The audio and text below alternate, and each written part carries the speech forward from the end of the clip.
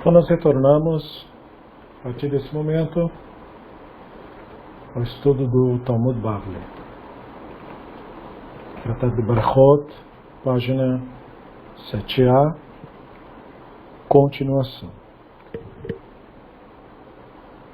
Na aula passada nós havíamos iniciado na 6b, concluímos e entramos na 7a. Aqui na 7a tinha esse ensino. Tania Marabi Ishmael ben Elisha Amachad Nikhnasi Lektir Kitoret Lifnei Veraiti Achtrielia Hashem Tzevaot Sheu Yoshev Al Kiseram Benissa Ve'amar li Ishmael beni Barcheni אמרתי לו, יהי רצון לפניך, שיכבשו רחמיך על כעסיך, וגולו רחמיך על מידותיך, ותתנחג עם בניך במידת הרחמים, ותיכנס לכם לפנים משורת הדין, ונענה לי בראשו, וכמה שמעלם, שלא תהיה ברכת אידיוט קלה בעיניך.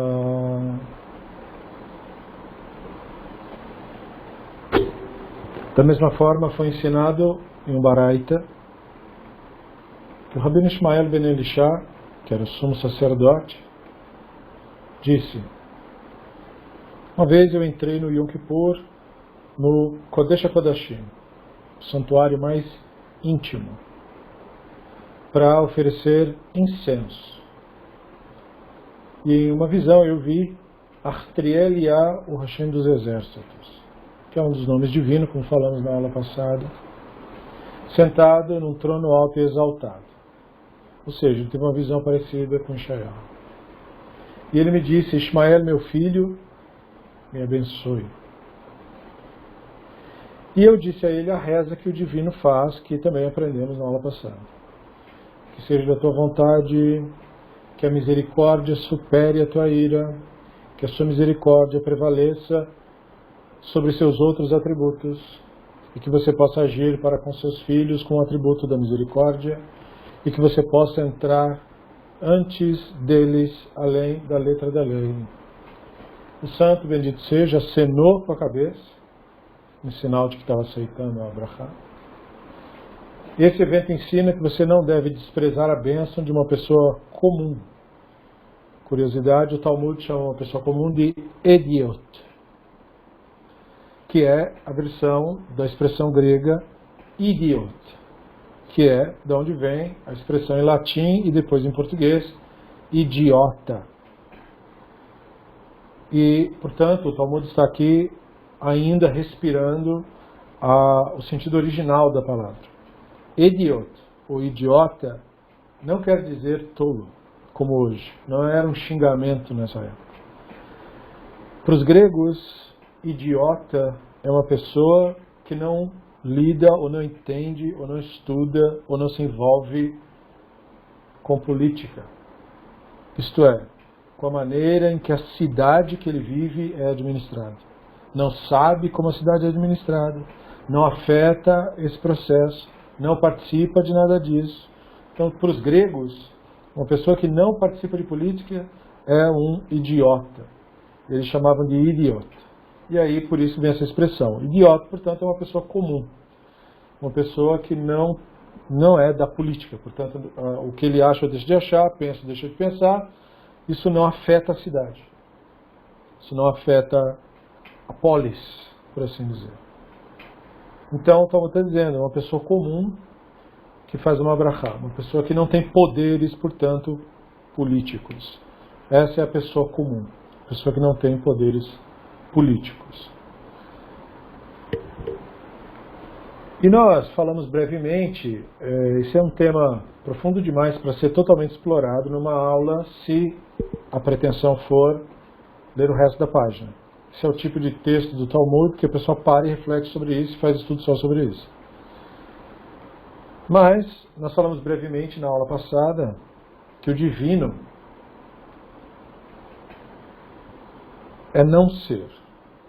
O divino não é uma entidade. O divino é uma não entidade. Só uma não entidade dá origem a todas as entidades. Só um não ser dá origem a todos os seres. Então, como o divino é uma não entidade, nós não experimentamos o divino diretamente. Nós apenas experimentamos o divino através das manifestações do divino. E é por isso que nós chamamos o divino de Elohim. Forças, poderes, autoridades. As forças que nos cercam, os poderes que nos sobrepujam, as autoridades que nos rodeiam. Todas essas coisas são manifestações do divino. E como as manifestações do divino acontecem no mundo real e não na imaginação, elas são muitas. Mais do que daria para contar. E quando você tem um volume muito grande de informação e você tenta acessar tudo de uma vez, você não aprende nada. Então, para proporcionar aprendizado de fato, a sabedoria de Israel decidiu catalogar as informações, colocar apelidos. E isso começa já com o próprio nome Elohim. É um apelido. Não é identificação, RG do divino. É só um apelido. Não é nem para levar muito a sério. Elohim, forças. Não é o som, não é o texto escrito, que é importante, e sim os fatos para o que tudo isso aponta. Elohim é uma palavra. Se você não entender para o que ela aponta, saber essa palavra não significa nada. Todas as coisas sobre o divino são apontamentos para que você tenha uma experiência com isso. Não para que você acredite em nada. Então a experiência desse sumo sacerdote era muito comum.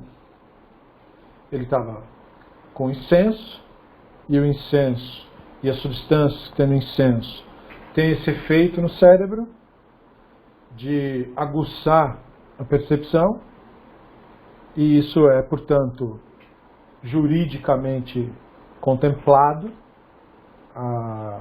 O rito, tanto dos hebreus antigos quanto posterior, ele contempla esses fatos, porque nós acessamos o divino através da natureza que nos cerca. O que acontecia no templo? Hoje mesmo, aqui em casa, estávamos discutindo sobre isso.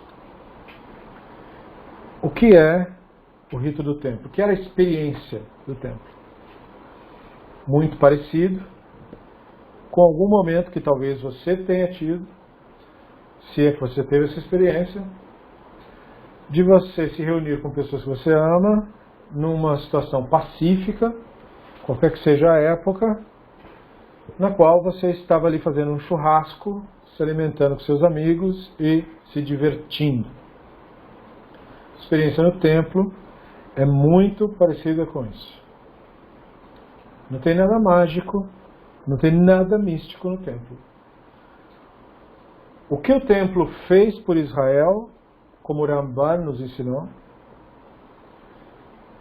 é que o templo tirou o elemento do místico que estava nas mãos das pessoas e, portanto, nessa condição ele era levado muito a sério, era crido, e ele, tirando isso das pessoas, ele fechou isso dentro do templo para que se tornasse um espetáculo para ser assistido. As pessoas não mais iam elas abater o animal e fazer as coisas, elas iam assistir ao espetáculo. Quando você faz isso, você tira o elemento místico do mundo da confusão com a realidade, que não é nada real no misticismo, e os ritos do templo são todos místicos, todos eles. A ideia era essa mesmo. Então, você pega os ritos, fecha no templo, e o público que acessa só assiste o espetáculo. O místico sai da confusão da realidade e entra na dimensão do lúdico, na dimensão da arte, que é onde o misticismo deve estar. O misticismo é extremamente daninho porque é um incentivo para a pessoa confundir a realidade com a ficção. No templo, você cria como se fosse um laboratório seguro, um ambiente controlado, para que o ser humano experimente sua sensação do mistério, os aromas, os odores, as canções, as cores, os sons, as vibrações no chão, nas pedras, as temperaturas, o calor do altar, o frio do piso do templo. Estas sensações conectam você inteiramente com o divino. E é por isso que não se podia fazer esse tipo de confusão no templo. Por isso que o Hashem disse que não podia ter árvore no templo. Não há nada contra a árvore. Mas em Israel, ali em Canaã, havia um culto específico da árvore, a Asherah. Então é retirado. Para que seja retirada todo tipo de delírio, todo tipo de ideia, e nunca de maneira absoluta. O templo, em Shavuot e em Sukkot, se enchia de palmeiras, ramos, frutos. Então havia o elemento do verde, mas não pode ter Asherah. Não pode ter culto à natureza.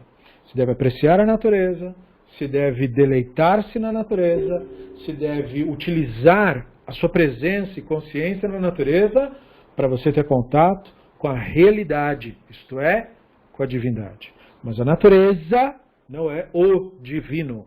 A natureza é divina, mas ela não é o divino. O divino é não ser. A natureza é ser.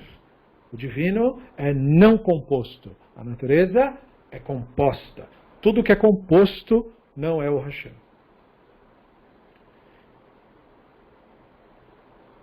Então essa experiência foi compartilhada e nós prosseguiremos daqui.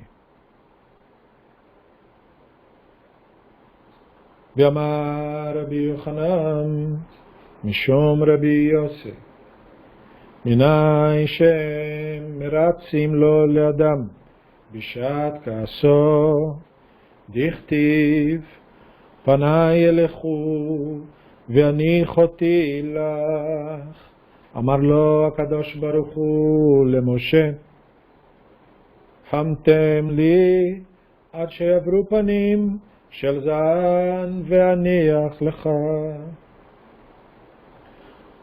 O Rabino Yochanan disse em nome do Rabino Yosef. De onde é derivado que não se deve apaziguar uma pessoa enquanto ela está no meio da sua raiva. Em vez disso, ele deve acalmá-la. Como que a gente aprende isso? Como está escrito.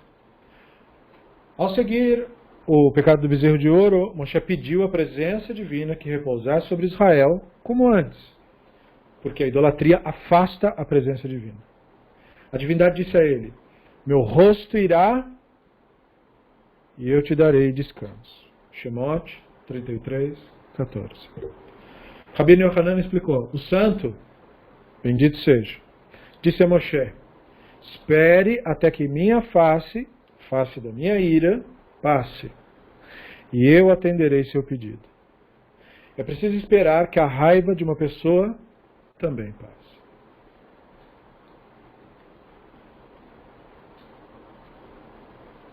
Esse ensino vem em seguida da experiência anterior por razões óbvias. Uma experiência como aquela pode facilmente ser idolatrada. A pessoa pode facilmente confundir os próprios pensamentos com a realidade. O que é uma visão?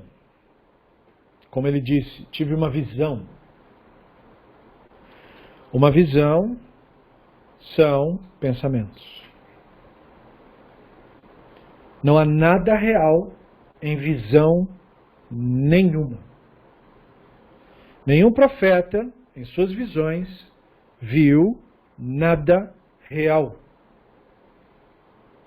A visão é um aglomerado de pensamentos que produzem uma imagem, uma sensação, algumas vezes cheiro, algumas vezes temperatura, toque.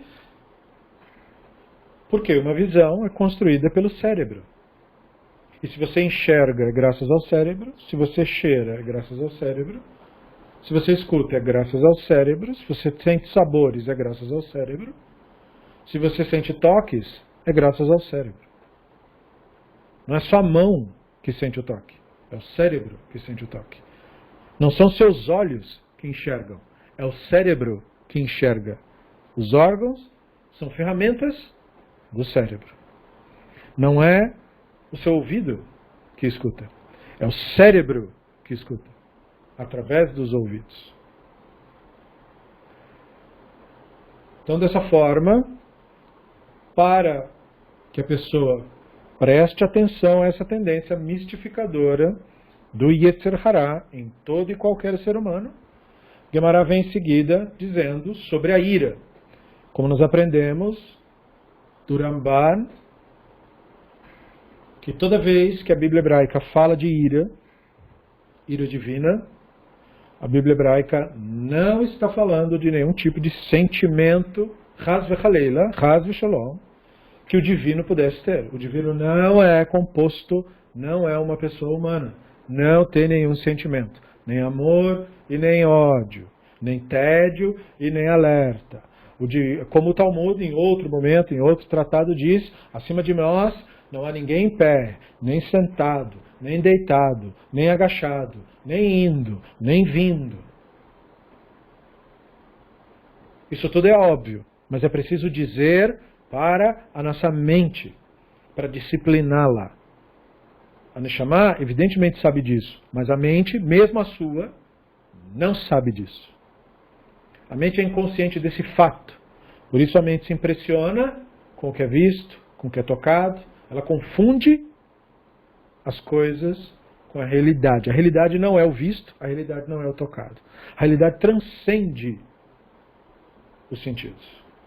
Isso não é misticismo, isso é ciência. Se você pegar qualquer objeto agora mesmo onde você está na sua mão, esse objeto que você está pegando na sua mão, ele é constituído de vibrações chamadas átomos. Estas vibrações não são mágicas. Isso é real. É disso que o mundo e o universo é feito. O mesmo átomo que faz um objeto de plástico é o mesmo que faz uma árvore. O mesmo átomo que faz uma pedra é o mesmo que faz uma pessoa. Tudo se dá pela configuração e complexidade. Na dúvida, olhe uma tabela periódica. A diferença é o número atômico. Todos são feitos da mesma coisa e os elementos são absolutamente diferentes entre si. Mas eles são todos a mesma coisa. Vibrações organizadas de uma determinada maneira. Isso não quer dizer que existe nenhum mundo mágico fantasmagórico. Isso apenas aponta para o fato de que os nossos olhos não entregam o mundo real como ele verdadeiramente é. E essa confusão, portanto, configurada no nosso cérebro, exige que estejamos o tempo todo alertas para as ilusões mentais. E são as ilusões mentais, ou o culto ao fruto da imaginação, que constituem a idolatria. E a experiência da idolatria sempre, invariavelmente, gera sofrimento. E o sofrimento experimentado pelo ser humano é agudo. E por ser agudo, a Escritura o traduz na sua linguagem profética como ira. Porque quando você está irado, você provoca sofrimento agudo nos outros e em você mesmo. Então a linguagem da ira na Bíblia hebraica aponta para a idolatria. Então, por isso Rabbeinu Yohanan trouxe à tona isso. Esse assunto. Lembra do Yetzer Hara. E quando uma pessoa está na sua raiva, ele aproveita para ensinar algo ético. Quando uma pessoa está irritada, a maior parte das pessoas vive no modo insano, então a irritação é muito comum e fácil, você não pode confrontar a ira. A ira não é vencida confrontando ela. Como que você acalma a ira? Pela não resistência. Pela observação. Então, ele dá o exemplo de Shemot, quando eles cometem o erro do pecado de ouro. Ele ter citado este verso também é pertinente. O pecado do bezerro de ouro tem sempre que ser lembrado. Ele não foi sair da religião judaica e ir para outra religião. Ele foi criar uma imagem mental do Hashem. O bezerro de ouro não era outro Deus. Eles disseram, apontando para o bezerro de ouro, este é o Elohim que nos tirou da terra do Egito.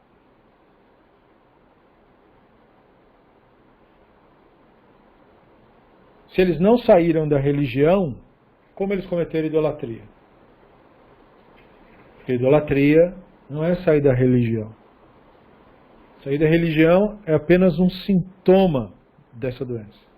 Pode ou não acontecer. Em muitos casos não acontece. Idolatria é prestar culto ao fruto da própria imaginação. Aquilo que eu creio é que é a verdade. Isso é idolatria. Então aquilo provocou imenso sofrimento.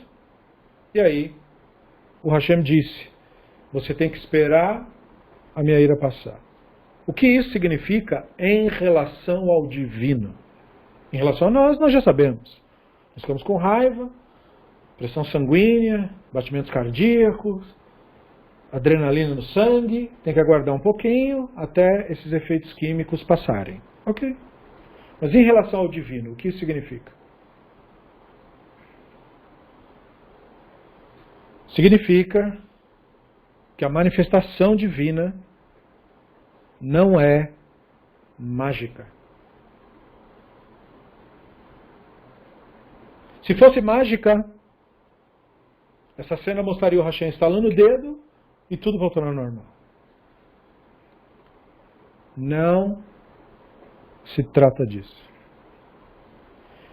E muitas pessoas rezam para o divino, procuram contato com o divino e se aproximam com esta ideia maculada. Eles esperam uma cura mágica. Curas mágicas não existem. Existe a cura real. Célula por célula. Molécula por molécula. Toda a cura real leva tempo. Porque você é um ser temporal. Portanto, toda manifestação divina que acontece no mundo real, acontece dentro do tempo. E se não fosse desta maneira, nem perceberíamos. Porque nós não percebemos, com os nossos sentidos, o atemporal. Apenas aquilo em nós, que é atemporal, percebe o atemporal. Portanto, apenas a Neshama.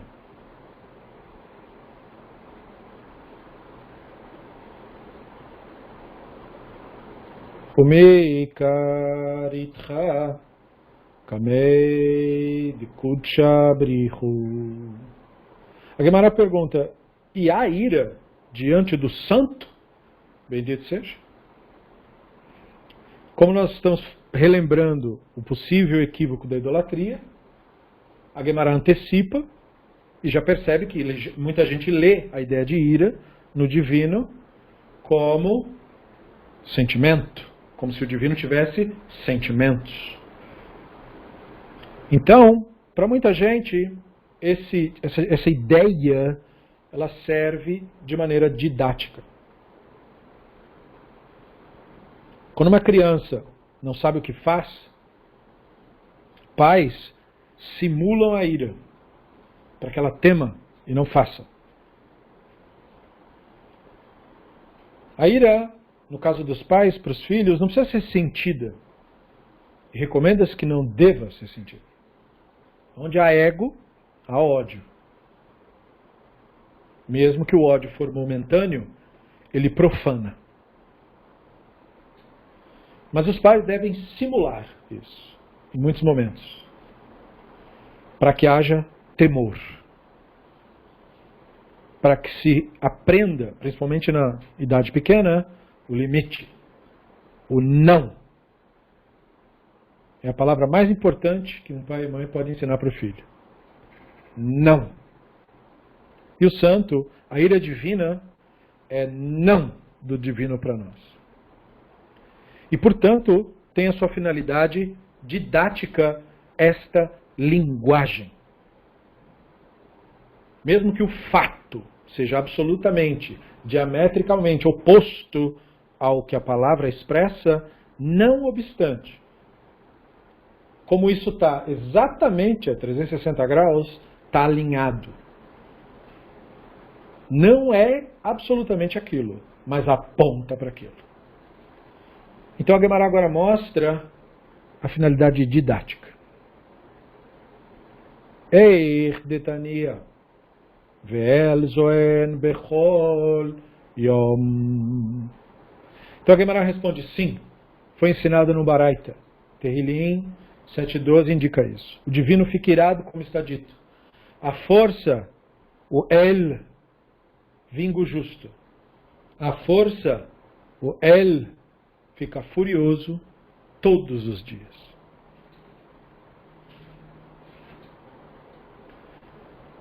A Gemara, novamente, está sendo bastante sutil. O divino fica furioso todos os dias. Isto é, a percepção do ser humano do mundo ocorrendo através do ego, através do Yetzer Hará, através da idolatria, provoca no ser humano intenso sofrimento. Essa é a linguagem da ira diária do divino. Não é a ira enquanto sentimento de raiva, mas nós experimentamos no ego o mundo como se fosse manifesto da ira.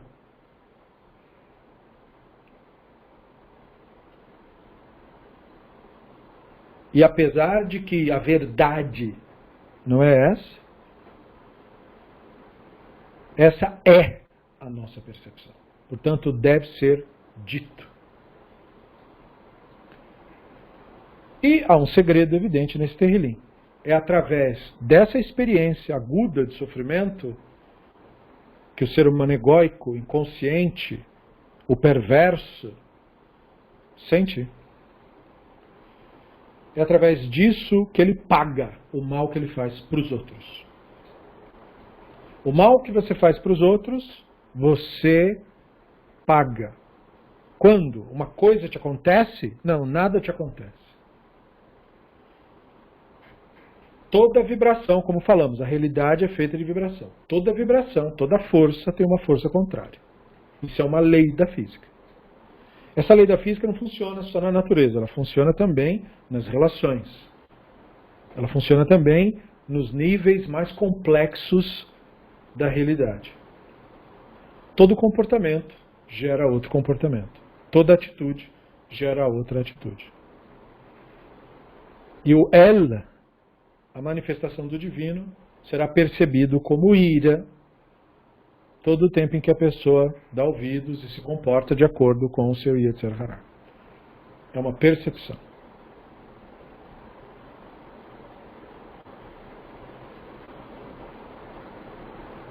Vechama zarmo rega vechama rega אחד מחמש ריבות ו8,000 ו888 בשעה וזוהי רגע ואין כל בריאה יכולה להכווין אותה שעה חוץ מבלעם הרשע דכתיב בי ויודע דעת עליון.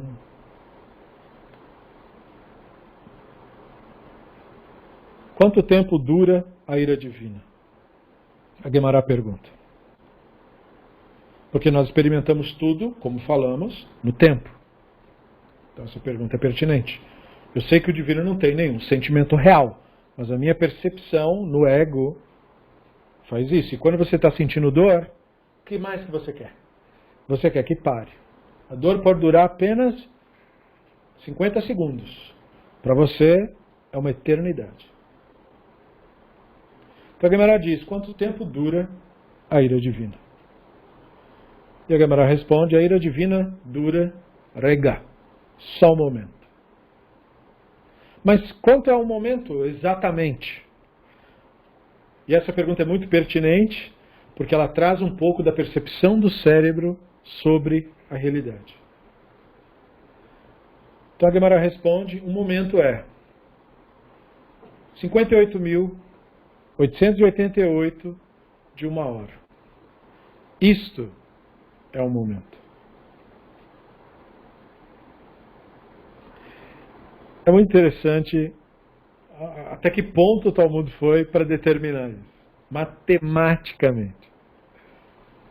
E aí a Guemará acrescenta: nenhuma criatura, nenhum ser pode determinar com precisão o momento em que o divino fica irado, exceto Bilam, o perverso. Porque sobre ele está escrito, aquele que conhece o conhecimento do Altíssimo, do Elion, do mais alto. Bilam é um personagem recorrente nas conversas dos sábios. E eles dizem que o Bilam, embora ele tenha esse codinome, Arashá, o perverso, o Bilam foi o único profeta, para além de Moshe, que os sábios do Talmud equiparam no grau profético, ou seja, no grau de clareza do entendimento do divino, da realidade do divino, portanto, a Moshe. Bilam não era nem judeu, nem nada a ver com Israel, como vocês provavelmente devem saber. O Bilam é uma evidência que não importa a mitologia criada depois, qualquer pessoa pode ter acesso ao divino. Bilam é a evidência. É raro? Certamente, mas acontece. E segunda coisa importante que o Bilam estabelece é ter o conhecimento do divino não transforma você magicamente numa boa pessoa. Em outras palavras, estar aqui estudando escrituras da tradição judaica, sendo judeu ou judia, ou Bnei Noah ou Bat Noah, por si só não transforma você numa pessoa melhor. Você sempre estará ciente de que suas ações sempre corresponderão invariavelmente ao seu verdadeiro grau de consciência.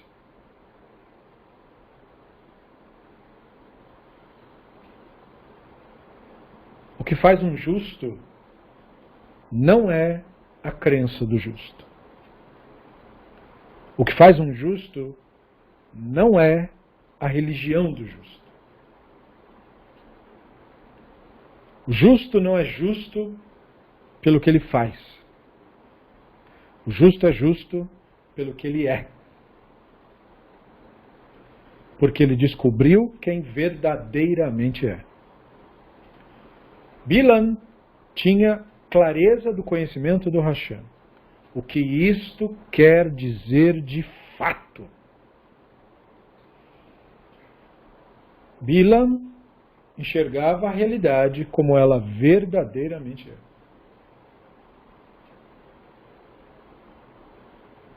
É por isso que ele tinha a coragem de pegar o dinheiro do rei que foi contratar ele para amaldiçoar Israel. Por que ele não se importou?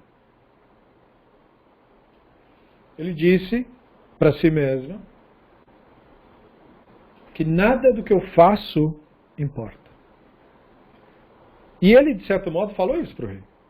Você quer que vocês amaldiçoem Israel para mim? Tem como? Olha, já vou avisando. Eu só posso falar aquilo que o Hashem de fato falar. Essa é a maneira dele de dizer. Eu não sei que ideia que você tem. Sei lá, os deuses, né? Provavelmente ele não tinha essas dúvidas, porque os sábios dizem que ele conhecia todas as religiões do mundo antigo, o Bilam. Muito mais, portanto, que Moshe, perceba. Moshe não conhecia todas as religiões. Moshe só conhecia a religião egípcia e a tradição dos hebreus. E talvez um pouco da religião ali da região do sogro dele. Mas o Bilam não. O Bilam conhecia todos os cultos que os contatos marítimos dos povos tivessem. Ele sabia tudo. Sabia como fazer o culto grego, sabia como fazer o culto assírio, sabia como fazer todos os cultos. Todos os deuses. E ele conheceu o Hashem, portanto. Ele entendeu que o divino não é nada disso. Então, o que ele fez com esse conhecimento? Ele usou isso para explorar as pessoas. E se sentiu justificado. Porque disse para si mesmo, bom, essas pessoas são estúpidas. Quem são eles? Ora, assassinos, canalhas, gente bruta, gente estúpida. Eu vou explorar esse cara, vou ganhar alguma coisa com eles. Se tentar ensinar, eles não querem. Se tentar mostrar o caminho, eles não querem. Então, quer saber? Vou ganhar o meu e que se dane.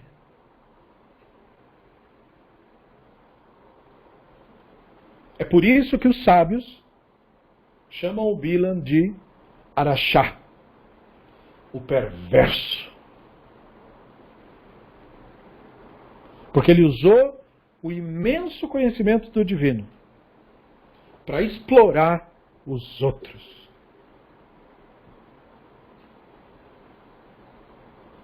E note que, não obstante a todos esses fatos, quando ele está para fazer as suas missões, as idas e vindas, o divino se manifesta para ele. Por quê? Pergunta o ego. Olha, por uma razão óbvia. O divino não julga. O divino não tem ego. O divino não é ego. Você é ego. Eu sou ego. O divino não é ego. Para o divino, luz e escuridão são a mesma coisa. O divino não é moral. O divino é amoral, como a natureza. E é por esse motivo que nada pode afastar um ser humano do divino. Se ele quiser, nada pode afastar um ser humano do divino. Mesmo o idólatra, como Bilam, que fez todos os cultos que ele conseguiu fazer. Quando ele evocou o divino e entendeu o ensino, o divino permitiu que ele tivesse uma experiência. Por quê? Porque ele pode ser o urachá, o perverso. Mas ele também é um ser humano como eu e você. E o divino não nega acesso para quem quer. O divino nega acesso. Os que me desprezam, Hashem disse através do profeta, desprezarei. Mas quem busca, o Hashem responde. Por quê? Porque isso é seu direito. Você é uma manifestação do divino. Não poderia ser de outra maneira. Você não precisa de nenhuma crença, nem de nenhuma religião, nem de nenhum rito, nem de nenhuma reza.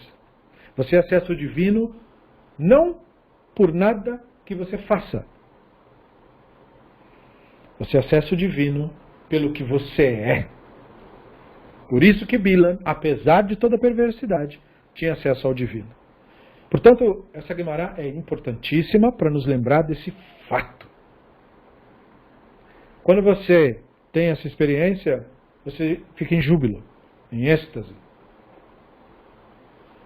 Mas esse júbilo e este êxtase é só isso. Júbilo e êxtase. É muito bom. Mas ainda assim é preciso tomar a atitude de fazer a coisa certa. Para que este elo não seja profanado. E é claro, quando Bilam dava ouvidos ao ego, ao Yetzer Hará, evidentemente, ele não tinha contato com o divino. Mas, até aí, Moshe também. Quando Moshe dava ouvidos à sua raiva, o divino se afastava dele. Que é a raiva em nós? Manifesto da mente, do Yetzer Hará, do ego. Então, até aí. Por isso que os rabinos comparam. Ele é como se fosse o outro polo de Moshe.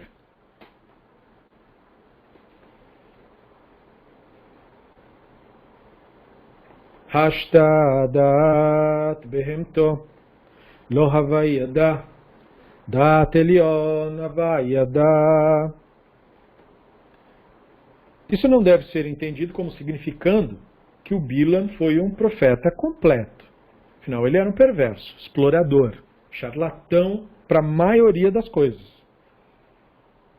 Agora, claramente Bilam não conhecia a mente do animal dele no texto. Né? Ele teve aquela visão, para quem não sabe, ou não tem ainda a maturidade, a cena da jumenta falante na Bíblia hebraica, aquilo é uma visão profética, aquilo nunca aconteceu, aquilo é impossível de acontecer, diga-se de passagem, e portanto aquela cena é uma visão. Na visão dele, ele viu a jumenta falando com ele não sabia.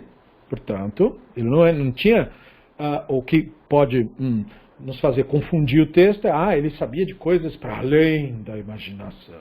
Não, não tinha nenhum poder esse cara. Até porque o divino não tem nenhuma relação com poderes. Quem achava que o Bilam tinha poderes era o rei idólatra que foi procurá-lo. Assim como hoje, quem acha que as pessoas têm poderes são tolos. Então, se ele não conhecia nem o que o animal dele falou, como é que ele ia conhecer a mente do Hashem? Me valendo, evidentemente, da linguagem. Então, como que a gente resolve isso? A Gemara diz, ele melamed shaya yodea leichavin otasha shakadosh baruchu koesba. Em vez disso, o verso de Bamidbar está ensinando que Bilam foi capaz de determinar com precisão a hora em que o santo, bendito seja, está com ira. Naquele momento, Bilam proferiria maldição, por meio da ira divina, ela era cumprida. Do que o Talmud está falando? Algo bastante simples, na verdade. Como nós falamos há pouco, nós experimentamos o divino através dos eventos no mundo real. Quando eu digo nós, evidentemente eu estou falando de casos muito raros. Poucas pessoas, na verdade, experimentam o divino. O motivo disso é que a maior parte das pessoas se confunde com a própria mente e está o tempo todo vivendo absorta nos pensamentos, escrava do passado, escrava do futuro, e, portanto, não está focada no momento presente, que é onde a realidade manifesta e aonde o divino está. O divino não é acessível por meio de nenhuma crença e por meio de nenhuma religião. O divino só é acessível no mundo real. Portanto, no mundo real, nós experimentamos a nossa percepção do divino. Estando inconscientes, no Yetzer Hará, no ego, a maior parte de nós experimenta a realidade de uma maneira péssima. A realidade é um problema, a realidade é um desafio, a realidade é dura, a realidade é terrível, a realidade é cruel. Todas estas percepções são percepções da ira. Isto é, elas indicam haver em nós idolatria.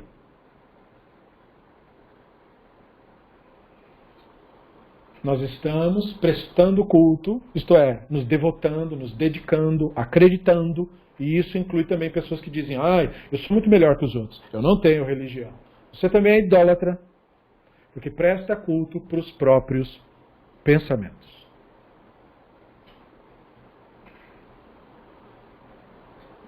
Desse modo, o Bilam, tendo esse conhecimento, sabendo que a divindade está na realidade, como então ele percebia a ira divina?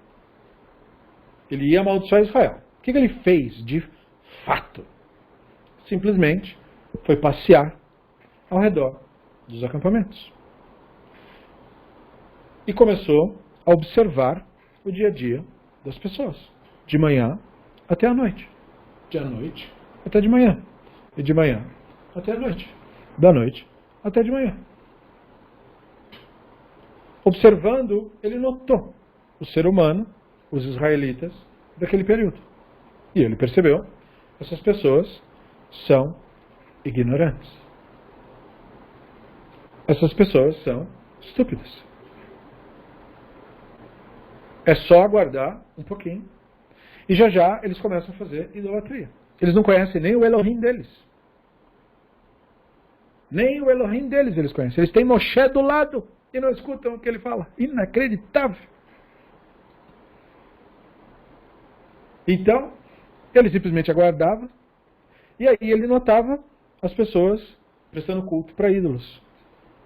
Querendo proteção contra mal olhado. Querendo proteção para poder a colheita crescer magicamente. Querendo proteção para não ficar doente magicamente. Querendo que as energias mágicas saiam da comida.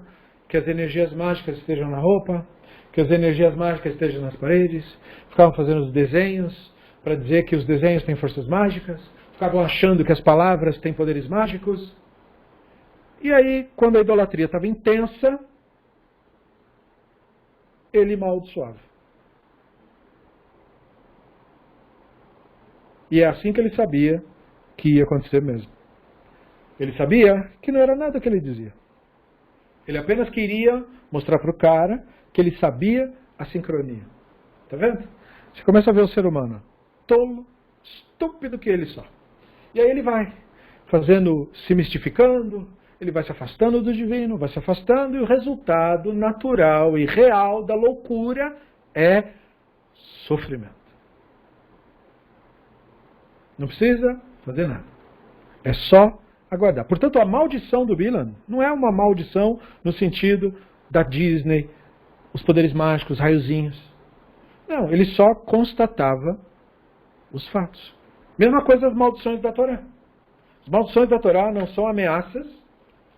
As maldições da Torá não são forças mágicas. As maldições da Torá são amedrontadoras, porque elas apresentam um retrato nu e cru, sem rodeios e sem floreios, sobre o que acontece quando você se devota ao Yetzer Hará.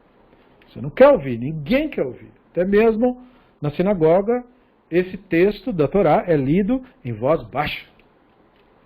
É muito forte, a gente não aguenta. Mas é necessário. É necessário que você escute, que você preste atenção. Então, é a mesma coisa a maldição dele. A maldição não é nada mágico e bênção também não é nada mágico, como explicamos na aula passada. Como falamos na aula passada de bênção, agora estamos falando da maldição, seu contraponto.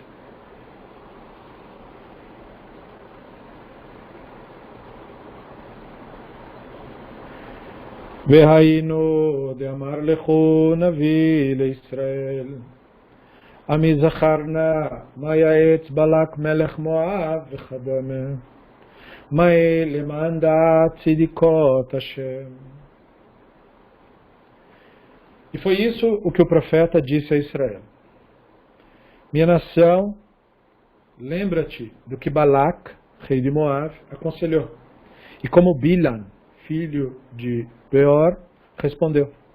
De Sitim a Gilgal, para que conheças as obras da justiça do Hashem. Isso é um texto de Michá. Michá 6:5. O que significa a declaração? Para que conheças as boas obras do Hashem. E por que esse texto está sendo trazido justo no contexto da cena que estamos falando, do Bilan, né? Porque se fala do Balac, rei de Moab, obviamente, está se falando da Parashat Bilan. Né? Amar Rabi Eleazar, Amar Lachem, Akadosh Baruch Hu, Leisrael, Da'u, Kama Tzedakot Asiti, Imachem, שלא כעסתי בימי בלעם הרשע, שאם לי כעסתים, נשתייר משונאיהם של ישראל שריד ופליט. Rabi Eleazar disse que o santo, bendito seja, disse a Israel: saiba quantos atos de bondade eu fiz em seu nome, por você, que não fiquei irado durante os dias de Bilam, o perverso, pois se eu tivesse ficado irado, nenhum remanescente ou sobrevivente permaneceria entre os inimigos de Israel. Lembrando essa expressão, inimigos de Israel não são os povos cananeus, não são outros povos, não são os idólatras das outras religiões. Os inimigos de Israel são os judeus mistificadores. São os idólatras do povo de Israel. Estes, os sábios chamam, os inimigos de Israel. Confirmando, portanto, a tese do Bilam. Não sou eu que amaldiçoo eles. Eles amaldiçoam eles mesmos. Então, em vez disso, o texto está dizendo, o divino reprimiu sua ira e a maldição de Bilam não foi cumprida. Portanto, essa explicação do Rabino Eleazar é sobre o texto do profeta Michá, que foi mencionado. Minha nação, lembra-te do que Balac, rei de Moab, aconselhou, como Bilam, filho de Beor, respondeu. Para que você conheça as obras de justiça. Como nós falamos, o divino não é um ser humano. O divino não tem ego. Portanto, quando o divino faz uma bondade, a bondade é espontânea. O que quer dizer bondade espontânea? Quer dizer que ela se move por si mesma, nada a provocou, e quer dizer que ela não espera nenhum tipo de resposta.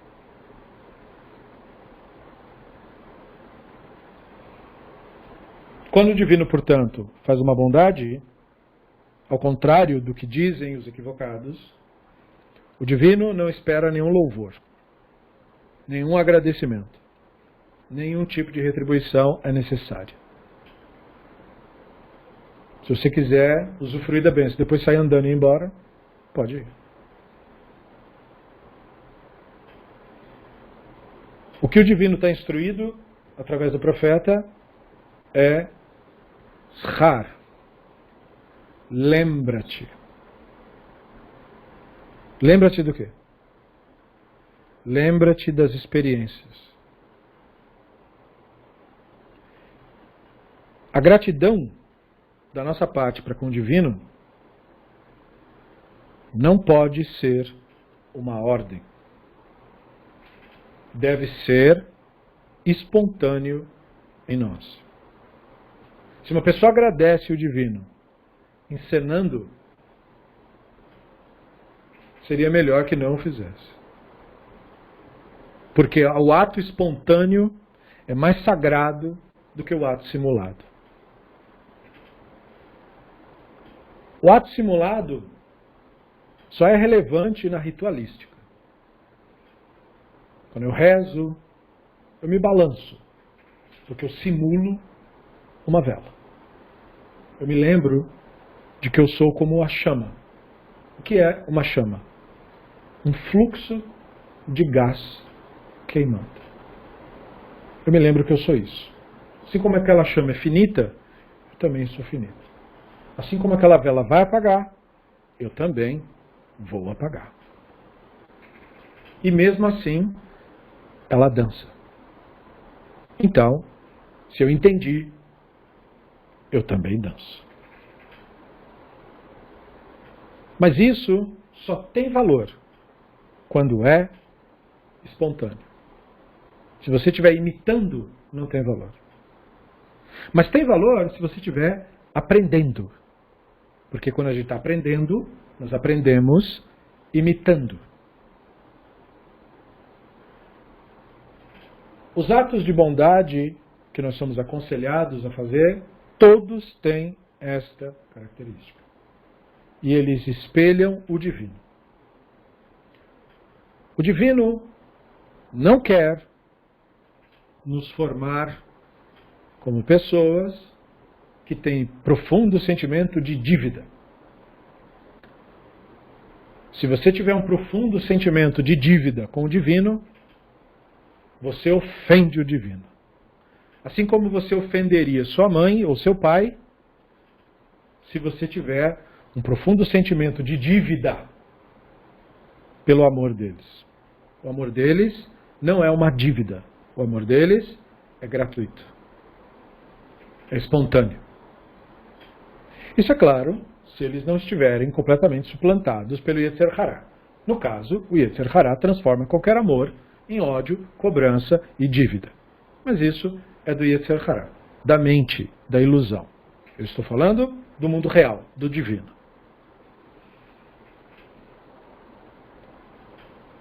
Então, quando o divino diz para lembrar, Rabino Eliezer esclarece. Lembrar quer dizer saber.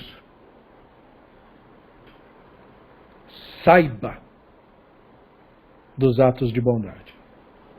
Por que o divino quer que nós saibamos dos seus atos de bondade? Porque se você souber, se você de fato souber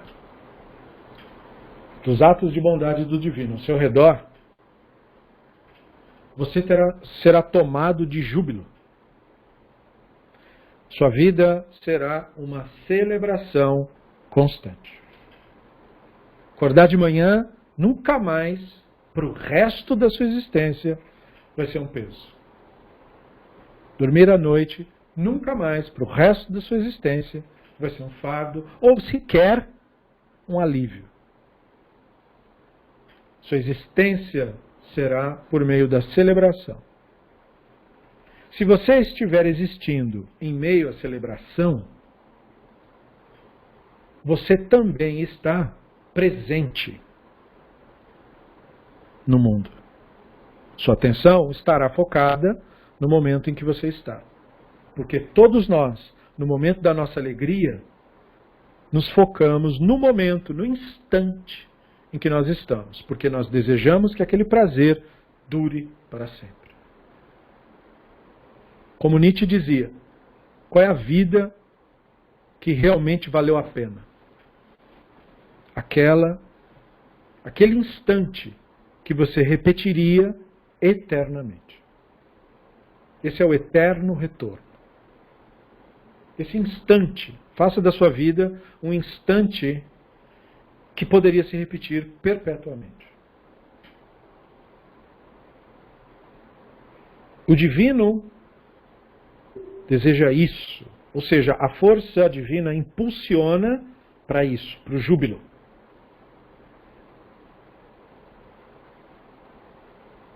Essa era a mensagem original, antes da mácula da religião, mas essa era a mensagem original do Hassidismo, no século X da Era Comum. O Hassidismo não é um fenômeno da Babilônia, da tradição dos sábios, do Talmud, da Mishnah ou de Moisés, não tem nada a ver com isso.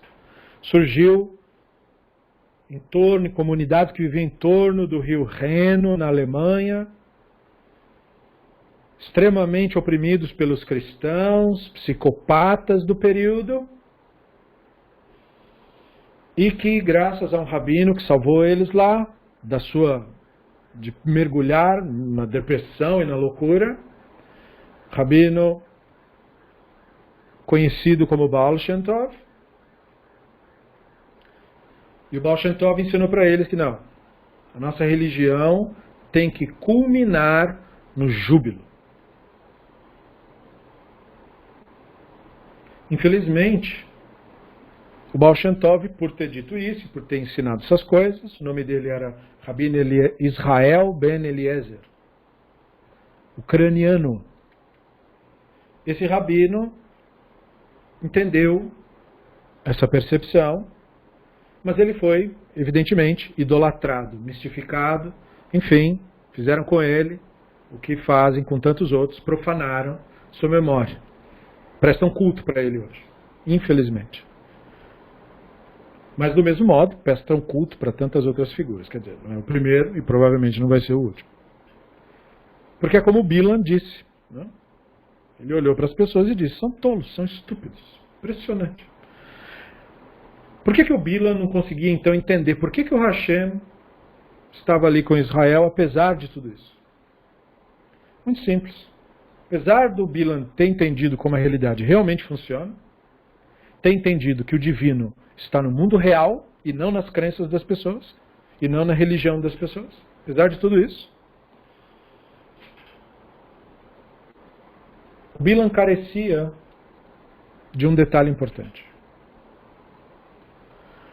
O Bilam carecia de Rachamim. Rachamim é a palavra que nós traduzimos geralmente como bondade. Eu traduziria como empatia. Essa tolerância, essa consciência da potência. Como nós falamos, o Hashem tem Rachamim de nós. Ele não tem dó de ninguém, mas ele dosa a sua potência. Porque ele sabe que se ele não dosar, ele mata todo mundo. Por quê? Porque tudo no universo, no mundo real, te mata. Se você pudesse agora, ir para Marte e chegar lá agora, através de alguma tecnologia mágica, assim que você botar os pés no planeta, você sufoca e morre.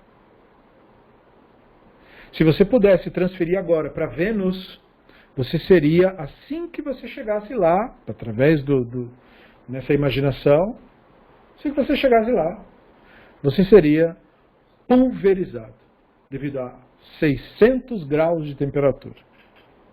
Ou derretido pelo ácido, ou seja lá o que fosse. Se você fosse agora, para qualquer lugar no universo, até onde o nosso conhecimento vai, você estaria morto. Tudo no universo te mata. Isso é uma evidência do mundo real. Quando nós dizemos que a potência do divino mata, é disso que nós estamos falando. Ninguém está ameaçando ninguém de nada. Estamos constatando um fato. A potência é muito maior do que a gente consegue sequer imaginar. Estamos falando, afinal de contas, da origem do universo. ou como diria um colega teu, da origem of the fucking universe.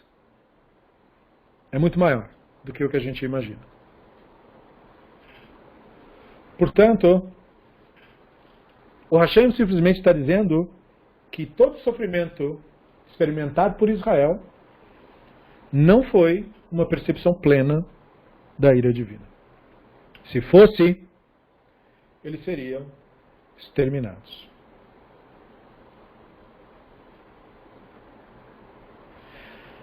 Portanto, eles foram poupados. E se isso é para ser sabido, então é preciso pensar no seguinte. Foi uma exceção. Não é a regra. Não é a regra nem para Israel. Aquele momento, aquele instante, foi uma exceção. Não é a regra. A regra é você se envereda para a idolatria e você se destrói todo. Essa é a regra. E existem algumas exceções.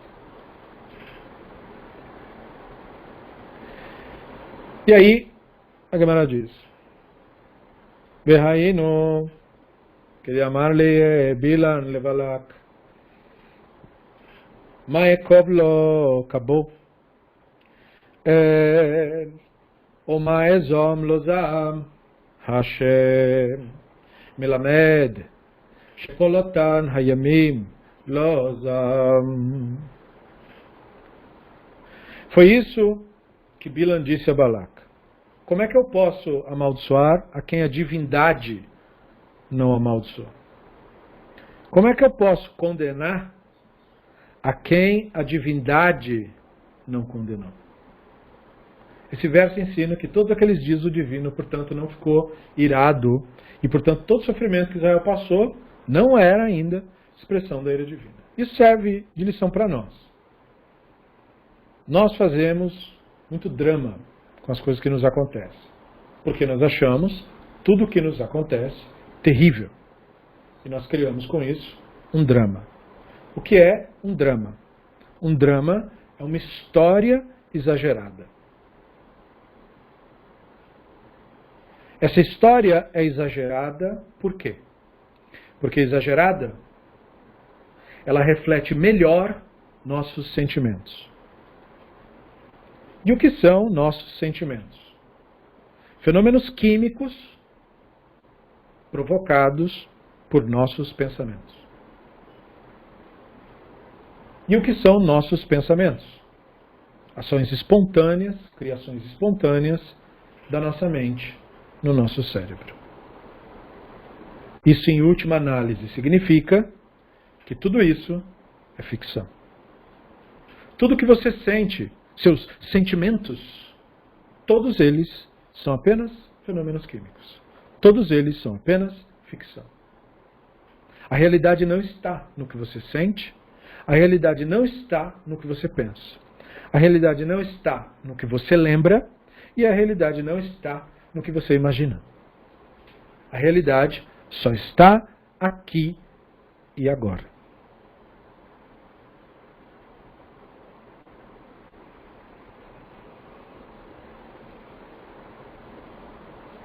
E esta é uma evidência, esse texto em particular, do profundo conhecimento que o Bilan tinha do divino. Caso alguém queira evidências, eis a evidência. Veja como ele disse: eu não posso amaldiçoar a quem o divino não amaldiçoou. Eu não posso condenar a quem o divino não condenou. O divino não amaldiçoa, o divino não condena.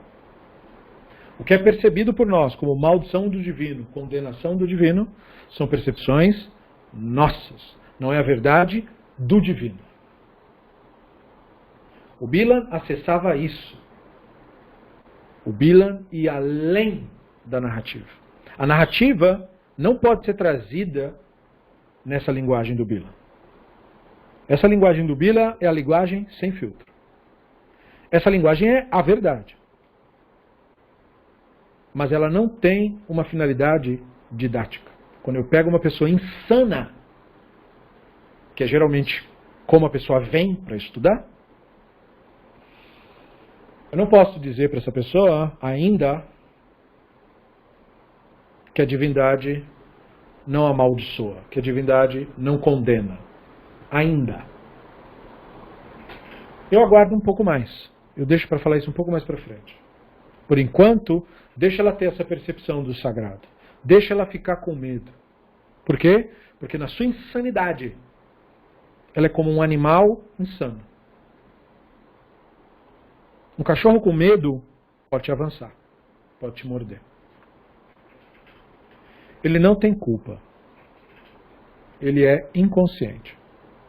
Se você tem piedade de um cachorro, mesmo que ele tenha te mordido, então tenha piedade de um ser humano insano. O ser humano insano é como um animal insano. O ser humano insano é um animal. Por isso, os rabinos dizem, Akun como o Behemoth. Os idólatras são como animais. Isso não é um xingamento. Isto é a constatação de um fato. Quando os cristãos saqueavam vilarejos judaicos, em nome da religião deles, eles assassinavam seres humanos. Eles assassinavam homens adultos, eles assassinavam adolescentes, eles assassinavam crianças. Eles roubavam bebês de suas mães e assassinavam a mãe. A Europa, toda ela quase, tem sangue de gente inocente, em cima dos quais eles construíram seus prédios e suas construções. Então, como a maior parte dos seres humanos é insano, então o texto da Bíblia hebraica tem que ser como é. A ira do divino se manifestou. E o divino os matou. E o divino os afugentou. E a divindade os amaldiçoou. É preciso essa linguagem. Ela é didática. Ela é importante. Porém, o Bilam transcendeu isso. É nisso que ele é semelhante ao Moshe. Rega. Amar Rabi Avin, Veiteima Rabi Avina, Rega Kemeimre. A Gemara ainda não ficou satisfeita com aquela medida matemática do momento da ira divina. É uma resposta, mas os sábios do Talmud sempre trazem o intelecto para o debate. Aprenda deles isso.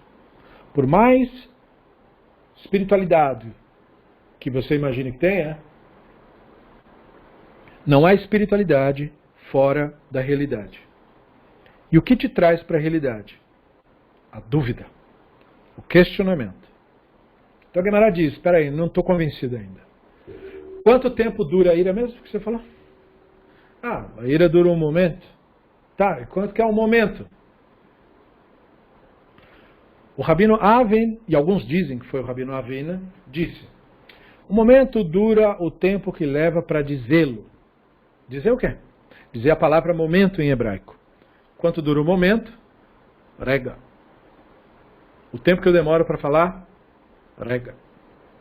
Omenam la darega ratach, shneimar, kirega beapo chaim bertsono, veiba teima meacha, chavik meat rega, adiavor zam. De onde nós tiramos que a divindade está com ira apenas por um momento? Como está declarado, Terrilim 36. Sua ira dura apenas um momento. Seu favor, por toda a vida. E se você preferir, diga que a partir daqui está dito, Shayahu 26:20.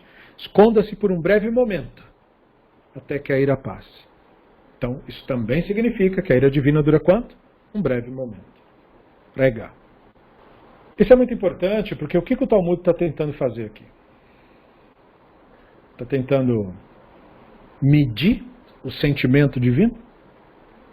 Não há sentimento no divino. O que o Talmud está fazendo aqui é nos ensinando a observar isso que é comum a todos nós. A maioria de nós, por causa da insanidade, por causa do Yetzer Hará, de fato, percebe o divino apenas assim, na ira. É por isso que as pessoas reclamam tanto. O divino não me ouviu, o divino não me atendeu, o que eu quis não aconteceu, o que eu quero não acontece, o que eu desejo não acontecerá, eu estou pedindo, mas ainda não aconteceu, eu não sei. A pessoa está em estado de conflito constante com a realidade. E a pessoa se pergunta, quanto tempo isso dura? Essa é a resposta do divino. Dura um momento. O momento é o momento presente. Quanto tempo dura a ira divina para você? Até você focar no momento presente. Esse momento para você pode ter 30 anos. Esse momento para você pode ser um instante. Quanto tempo você entende o divino? No instante. Quanto tempo de estudo você precisa ter para entender o divino? Tempo nenhum. Quantos livros você precisa ler? Livro nenhum. Quantas rezas você precisa fazer? Reza nenhuma. Quantas religiões você precisa acreditar? Religião nenhuma. Qual Deus você tem que acreditar? Deus nenhum. Esconda-se por um momento. E aí a ira passa. Foque no momento presente. E a sua percepção da realidade vai mudar. A sua percepção da realidade maculada pelo Yetzer Hará não permite, por mais que você queira, isso não é questão de vontade, é como ilusão de ótica. Entenda isso. Não é você que confunde nada. É o cérebro em você. O cérebro não é você. Você acontece através do cérebro. O cérebro pensa, o cérebro tem memórias, sinapses, registros. Você é a consciência que percebe tudo isso. Se você fosse esses produtos cerebrais, seria muito fácil de constatar. Você não perceberia isso. Se você fosse a água, você não saberia que é água. Se você fosse o vento, você não saberia o que é vento. Nenhuma árvore sabe o que é árvore. Nenhum tigre sabe o que é tigre. Ele apenas é ele mesmo. Você é você mesmo. A Neshama não sabe o que é Neshama. A Neshama apenas sabe de si mesma. Por isso que nós usamos essa palavra. Porque essa palavra, Neshama, quer dizer respiração. Quando você respira, sua atenção se volta para o momento presente. No momento presente está a realidade. Na realidade está a divindade. E é assim que você tem acesso, a hora que você quiser, o tempo que você quiser, com o divino. Nada mais é necessário. Quanto tempo você precisa para aprender isso? Só um momento.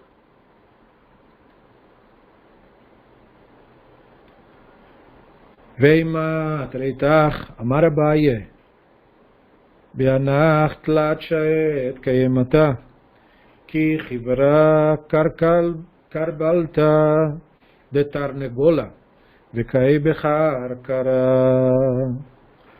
A Gemara então pergunta: quando o santo, bendito seja, está com ira, Abaye disse: a ira divina é revelada por meio de animais.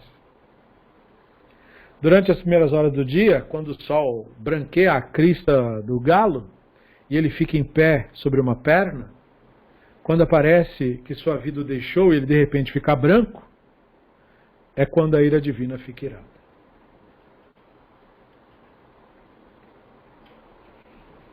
Nesse momento, quando o ego humano escuta o Abaye falar isso, logo vem: Como diabos ele sabe disso?